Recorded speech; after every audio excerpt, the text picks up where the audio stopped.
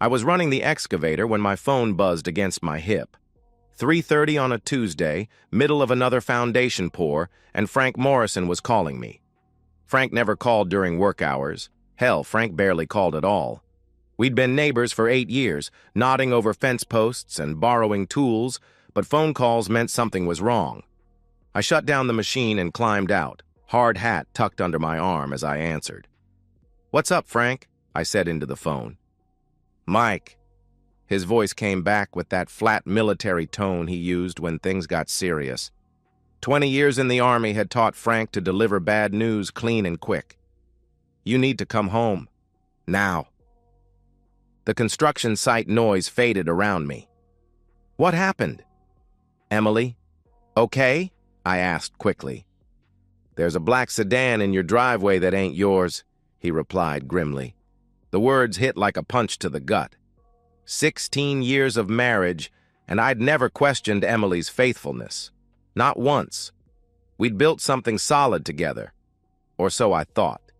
The house, the routine, the quiet comfort of knowing someone was waiting for you at the end of every hard day. "You sure it's not her sister's car?" I asked. Even as I said it, I knew it was bullshit. Sarah drove a white Honda, same one for 3 years. "Mike, I've been watching for 40 minutes. That sedan's been there since noon. Emily came home at 12:15. She's been inside with whoever drives that car ever since," Frank explained. My hands started shaking. The phone felt slippery against my ear, and I had to grip it tighter. Around me, the crew kept working, pouring concrete like the world hadn't just tilted sideways. "Frank," I started, "get in your truck and drive home. Don't call her. Don't text. Just come home and park on the street. I'll be waiting," he commanded. Then the line went dead. I stood there for a full minute, staring at the phone, trying to process what Frank had just told me. Emily. My Emily. The woman who made coffee every morning at 5:45 so it would be ready when I woke up. Who fell asleep watching old movies on my shoulder every Sunday night. Who'd cried when we couldn't have kids and held my hand through my father's funeral last spring. But Frank didn't make mistakes. 20 years of military service had trained him to observe and report facts, not speculation. If he said there was trouble at my house, there was trouble at my house. I told my foreman I had a family emergency and drove home in a haze. The familiar streets of our neighborhood looked different somehow, like I was seeing them through someone else's eyes. The Hendersons' yellow house with the overgrown hedge. The stop sign at Maple and 3rd where teenagers always ran the red. The coffee shop where Emily and I had our first date 17 years ago. All of it felt foreign now, like props in a play I didn't know I was performing in. Frank was waiting in his driveway when I pulled up. He walked over to my truck before I'd even turned off the engine, moving with that purposeful stride that had never left him despite being retired for 5 years. His gray hair was buzzed short, and his weathered face was set in hard lines. "Black Audi," he said without preamble. "License plate starts with JTR. Been here 2 hours and 20 minutes. I looked at my house, our house, and saw the sedan parked in the driveway like it belonged there, right where I usually parked my pickup after work. The front door was closed, but the living room curtains were drawn tight. They were never closed during the day. "What do I do?" I asked. The words came out cracked and small. Frank's expression softened just a fraction. "You document everything. Get your phone out and start recording. Whatever you find in there, you record it. Don't react, don't yell, don't throw punches. Just record," he instructed firmly. "Frank, I can't," I protested. "You can and you will," he interrupted. "You've got 16 years invested in this marriage and half your assets tied up in that house. You don't want to give her lawyers any ammunition to use against you, so you stay calm, you record everything, and you let the evidence speak for itself." He was right. I knew he was right. But knowing something and doing it are two different things when your world is collapsing around you. I pulled out my phone and opened the camera app. My hands were steadier now. Something about having a plan, even a terrible one, helped focus my mind. "I'll be right behind you," Frank assured me. just in case. We walked across the street together, our footsteps loud on the asphalt. The afternoon sun was bright and warm, birds singing in the oak tree we'd planted for our 10th anniversary. Everything looked normal except for that black sedan sitting in my driveway like an accusation. The front door was unlocked. It was never unlocked when Emily was home alone. She was paranoid about security, always double-checking the locks before bed. But today, it turned easily under my hand. I started recording as I stepped inside. The living room looked normal except for the men's jacket draped over the back of my leather recliner. A jacket I'd never seen before, expensive-looking charcoal wool. On the coffee table sat 2 wine glasses, both half empty, next to a bottle of the good Cabernet we'd been saving for our anniversary next month. My throat tightened, but I kept the camera steady. A trail of clothes led from the living room toward the stairs. Emily's blue blouse, the one she'd worn to work that morning, crumpled on the hardwood floor. A man's dress shirt draped over the banister. Her black skirt at the bottom of the steps. Each piece of clothing was another nail in the coffin of our marriage. But I recorded them all. Frank stayed close behind me, saying nothing, his presence solid and reassuring. The sounds from upstairs made my stomach clench. Low murmurs, rhythmic creaking, the unmistakable sounds of betrayal happening in the bed I'd shared with my wife for 16 years. I climbed the stairs slowly, recording every step, every sound. The bedroom door was half open, and through the gap I could see moving shadows on the wall. My wall, in my bedroom, in my bed. Frank's hand touched my shoulder briefly, not restraining, just reminding me he was there. I reached the door, took a deep breath, and pushed it open wide. Emily froze mid-motion when she saw me, her eyes going wide with shock and something that might have been fear. The man beneath her, dark-haired, maybe 40, someone I'd never seen before, jerked upright so violently he nearly threw her off the bed. "Oh, God," Emily whispered in horror. "Mike, this isn't what it looks like." I kept the camera rolling, capturing everything. Her naked body scrambling for the sheets, his panicked face as he tried to cover himself, the rumpled bed where my wife had been with a stranger in the middle of a Tuesday afternoon. "This isn't what it looks like," I repeated her words back to her, my voice flat and emotionless. "What does it look like, Emily?" The stranger finally found his voice. "Look, man, I didn't know," he stammered. "Shut up." Frank's command cut through the room like a blade. He stepped around me toward the bed. "Both of you, shut the hell up." Emily wrapped the sheet around herself, tears starting to stream down her face. "Mike, please, let me explain," she pleaded desperately. "There's nothing to explain," I replied coldly. I kept recording as Frank grabbed the stranger by the arm and hauled him out of bed. The man stumbled, trying to maintain some dignity while completely naked and obviously terrified. "Get your clothes," Frank told him with deadly calm.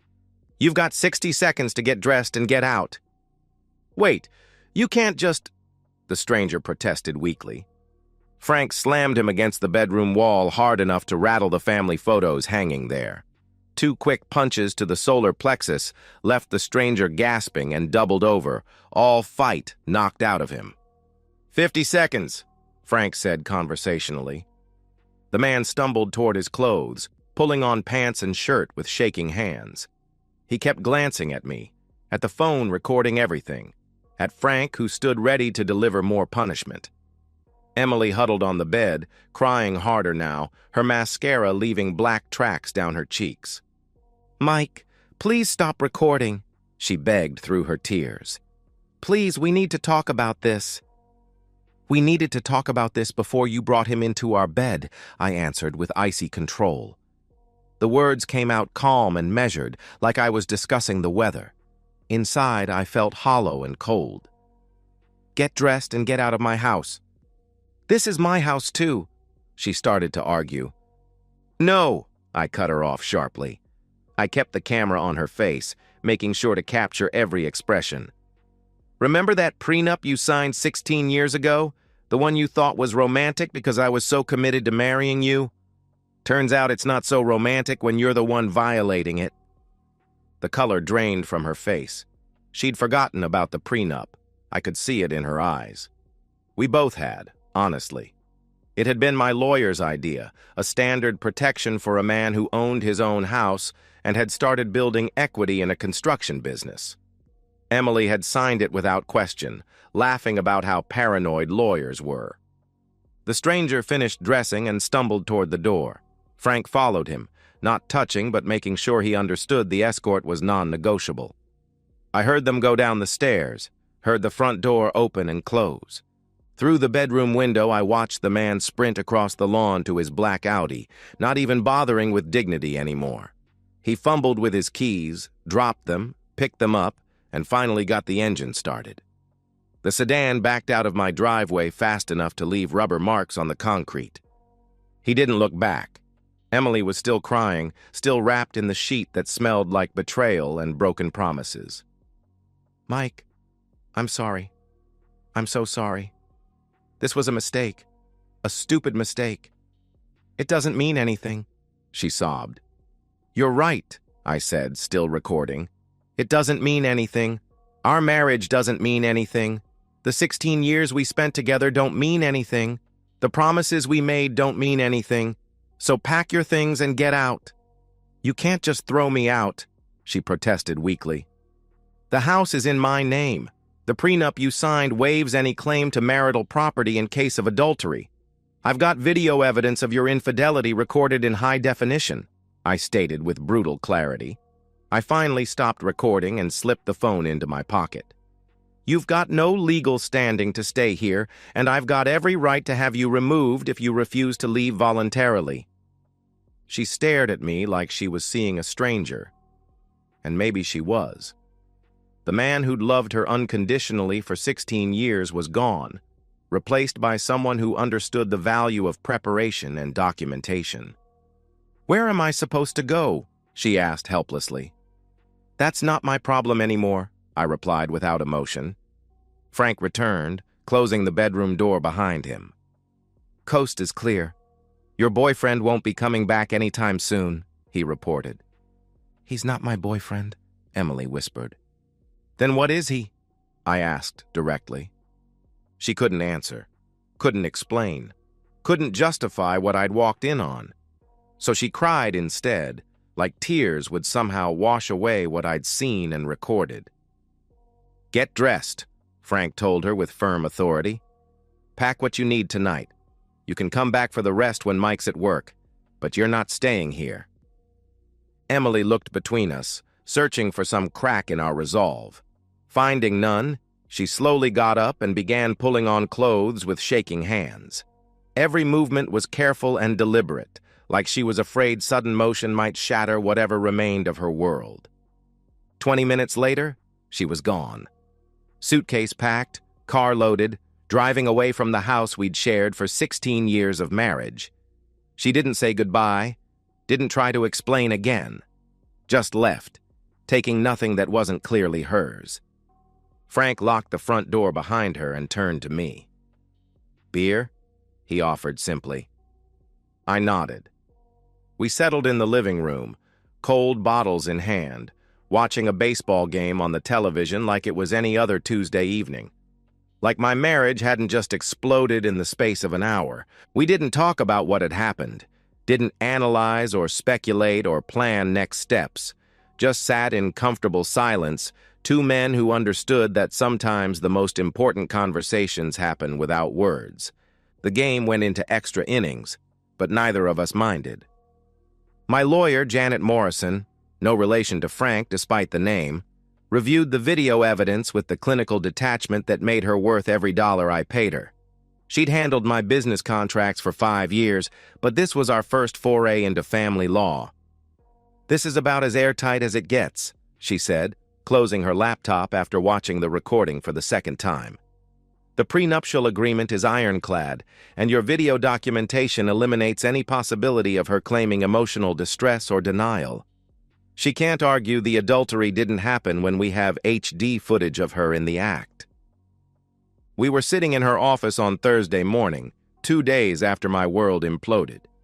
Emily had been calling and texting nonstop, alternating between apologies and threats, begging and demands. I'd forwarded everything to Janet without reading most of it. "What about the house?" I asked. "Completely yours," she answered confidently. "The prenup specifies that marital property acquired before the marriage remains with the original owner, and assets acquired during the marriage revert to the injured party in cases of documented infidelity." Janet pulled out a legal pad covered with notes. "She signed away any claim to your pension, your business assets, even the joint savings account." "She's got nothing?" I confirmed. "She keeps her personal belongings and her car. It's in her name only. Everything else belongs to you," Janet explained with professional satisfaction. "The divorce should be finalized within 60 days if she doesn't contest it." "What if she does contest?" I pressed. "With this evidence?"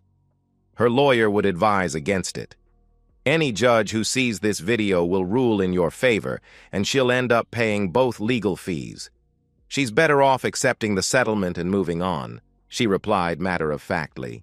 That afternoon, Emily's parents showed up at my house. Bob and Margaret Sullivan had been part of my life for 17 years, from our dating days through the wedding and all the holidays since. They'd always treated me like the son they'd never had. Now they looked ashamed and tired. "Mike," Bob started, his voice heavy with regret. "We came to apologize." I invited them in, offered coffee, they declined. We sat in the living room where Emily had entertained her lover just 2 days ago, the wine glasses long since washed and put away. "We raised her better than this," Margaret said, her eyes red from crying. "I don't understand how she could do such a thing to you, to your marriage." "She made her choice," I said simply. "We want you to know that we don't support what she did," Bob continued earnestly. "We told her she brought this on herself, that she has no right to expect forgiveness or sympathy. What she did was wrong, and she's going to have to live with the consequences." Their visit was brief but meaningful. Emily's own parents were publicly disowning her behavior, choosing to support me over their daughter. Word would spread through their church, their social circle, their extended family. Emily's reputation wouldn't survive the scandal. Frank stopped by that evening with 2 six-packs and an update on the neighborhood gossip. "Talked to Mrs. Henderson this afternoon," he said, settling into his usual spot on my couch. "She saw the whole drama with your wife's boyfriend running out of here half naked. Word's already spreading." "Good," I replied with satisfaction. Emily's been staying with her friend Karen, but I heard Karen's husband isn't happy about it. Something about not wanting his kids exposed to that kind of influence, Frank reported.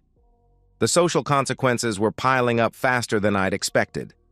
Emily's affair wasn't just destroying our marriage, it was destroying her entire support network. Friends who'd known us as a couple were choosing sides, and the video evidence made those choices easy. My phone buzzed with a text from Janet. Her lawyer called. She wants to meet tomorrow to discuss terms. Sounds like she's ready to cooperate. I showed the message to Frank, who nodded approval. Smart move on her part. Fighting this would just make it worse for her, he observed. Think she'll sign? I asked. She doesn't have a choice, he replied with certainty. You documented everything, got evidence that can't be disputed, and her own family is backing you. She signs the papers and disappears quietly, or she fights it and gets humiliated in court. Frank took a long pull from his beer. Either way, you win. The next morning, I met with Emily and her lawyer at Janet's office. Emily looked terrible, pale, exhausted, like she hadn't slept in days. Her lawyer, a nervous young man named Peterson, had clearly advised her that resistance was futile. My client is prepared to accept the terms outlined in the prenuptial agreement, Peterson said without preamble. She requests only that the proceedings remain as private as possible. That's acceptable, Janet replied professionally. Provided all assets are transferred without dispute and she vacates the marital home within 7 days. Emily signed the papers without looking at me once. Her signature was shaky, uncertain, nothing like the confident flourish she'd used on our marriage certificate 16 years ago. When it was over, she finally met my eyes. "Mike, she started softly. "Don't," I said quietly. "Just don't." She nodded and left with her lawyer, walking out of my life as quietly as she'd signed it away. The whole process took less than an hour. The divorce was finalized on a Friday morning in late March, exactly 58 days after I'd caught Emily with her lover. Judge Harrison reviewed the evidence, confirmed the prenuptial agreement, and granted the dissolution without comment or delay. Emily didn't contest anything, didn't ask for reconsideration, didn't even attend the final hearing. Janet handed me the decree with professional satisfaction. "It's done. The house, your business assets, your pension, the joint accounts, everything transfers to you as of today. She keeps her car and personal effects, nothing else," she confirmed. I felt a strange mixture of relief and emptiness. 16 years of marriage reduced to legal documents and asset transfers. But it was clean, final, and completely in my favor. Emily's parents had been true to their word. At Sunday service the week before, Bob Sullivan had publicly apologized to me in front of the entire congregation, stating that his daughter had betrayed not just her marriage vows, but the values they'd tried to instill in her. The pastor, a kind man named Father Mackenzie, had offered his support and prayers for my healing. The social ostracism was swift and complete. Emily's book club expelled her. The charity organizations where she'd volunteered quietly removed her from their boards. Even the grocery store clerks who'd known us for years treated her with cool politeness when she came to town. The mysterious lover never reappeared. Frank had done some discreet checking. The license plate belonged to a rental car, paid for by a credit card tied to a business address 3 towns over. Whether he was married, single, or just a coward, he'd vanished completely after his humiliating encounter with Frank's fists. "Probably has a wife and kids," Frank speculated one evening as we watched the sunset from my back porch. "Type of man who runs naked from another man's house isn't the type to stick around and face consequences." Emily left town the day after the divorce was finalized. I heard from Mrs. Henderson that she'd loaded her car with boxes and suitcases, leaving behind even the furniture that had technically been hers. She didn't say goodbye to anyone, didn't leave a forwarding address, just drove away like she was fleeing a crime scene. In a way, she was. I spent Saturday afternoon changing the locks, more for psychological closure than security. Every key, every access code, every way she'd once entered my life was now sealed off. The house was truly mine now, legally and practically. Sunday evening, I sat in my kitchen reviewing bank statements and legal documents. The joint accounts had been substantial. Emily had been a good saver, I'd give her that. Her teacher's salary wasn't huge, but she'd contributed faithfully to our shared goals. Now those savings were mine entirely, along with the house, my business, and 16 years of accumulated assets. The prenup had protected everything. The video evidence had made her lies impossible. Frank's intervention had eliminated any threat from her lover. My lawyer's expertise had expedited the process. Every piece had fallen into place exactly as it should. Frank knocked on the back door around 8 o'clock, carrying a bottle of good whiskey and wearing a satisfied expression. "Figured we should mark the occasion properly," he said, setting the bottle on my kitchen table. "Complete victory deserves proper celebration." We drank to justice served and lessons learned, to the value of preparation and the importance of loyal friendship, to the truth that some betrayals can't be forgiven, only punished. The whiskey was smooth and expensive, nothing like the cheap beer we usually shared. It felt appropriate for the moment, a toast to endings and new beginnings, to the closing of one chapter and the opening of another. "What's next?" Frank asked as the bottle emptied. I looked around my kitchen, my house, my life reclaimed and secured. "Whatever I want," I said with quiet satisfaction. That's the beauty of a clean break. No complications, no entanglements, no one to answer to but myself. Frank nodded approvingly. Freedom earned through smart planning and decisive action. Your old man would be proud, he observed. He was right. My father had been a practical man who believed in preparation, documentation, and following through on consequences. He'd taught me to think strategically, to protect what was mine, and to never let anyone take advantage of my trust twice. Emily had counted on forgiveness, on emotional reaction, on the assumption that 16 years of marriage meant something more than legal contracts and recorded evidence. She'd been wrong about all of it. The house was quiet after Frank left, but it wasn't empty. It was mine, completely and legally mine, filled with the satisfaction of justice served and the peace that comes from knowing the truth had prevailed. I went to bed that night in clean sheets, in my own house, with no secrets or lies poisoning the air.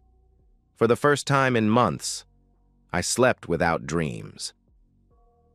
3 months later, Frank and I have settled into our ritual. Every Friday at 6:30, we sit on my front porch with cold beer and watch the quiet street. The neighborhood hasn't changed much. Same houses, same families, same peaceful rhythm of suburban life. But everything looks different now through the lens of hard-earned wisdom. The black sedan never returned. Emily never returned. The coward who'd fled my house naked and terrified never showed his face in our town again. Some problems, handled decisively, solve themselves permanently. My construction business is thriving. Word somehow spread that I was a man who handled betrayal with intelligence rather than emotion, who planned strategically and followed through on consequences. Clients respect that kind of character, and my reputation for reliability has never been stronger. The house feels more like home now than it ever did during my marriage. No hidden lies, no secret resentments, no wondering what was happening while I worked late at job sites. Just honest space for an honest man to live an honest life. Frank takes a long pull from his beer and nods toward the Hendersons' house, where their teenage daughter is saying goodbye to her boyfriend on the front steps. Kid's got good sense, he observes approvingly.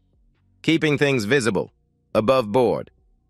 The way it should be, I agree. We don't talk much during these Friday sessions, but we don't need to. We've both learned the value of loyal friendship forged through shared crisis.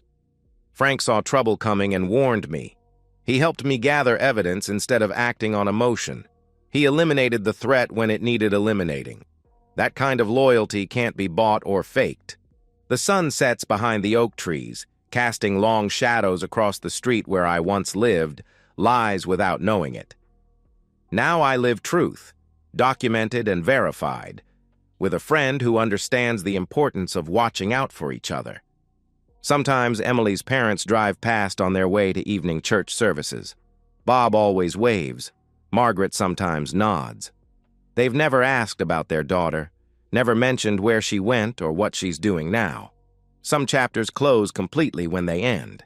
At 7:30, Mrs. Henderson brings out her garbage cans for tomorrow's pickup.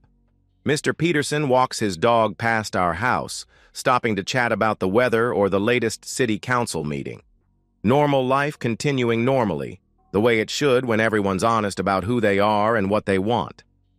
Frank finishes his beer and stands to leave, same as every Friday. Good week, he says simply. Good week, I agree. I stay on the porch after he goes, watching the street grow quiet as families settle in for the evening. Lights come on in windows.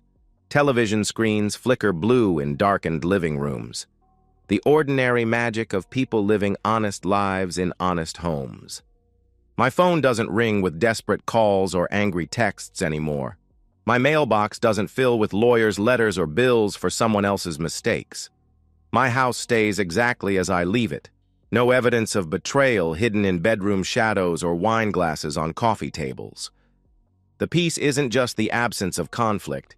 It's the presence of truth, earned through strategic thinking and decisive action. It's knowing that preparation matters, that loyalty has value, and that some bridges burn completely when they're built on lies. At 8 o'clock, I lock up and go inside, turning off the porch light behind me.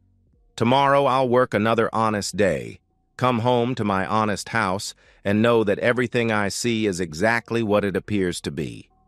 Next Friday, Frank and I will sit here again, watching over our quiet street like sentries guarding against the return of lies and betrayal.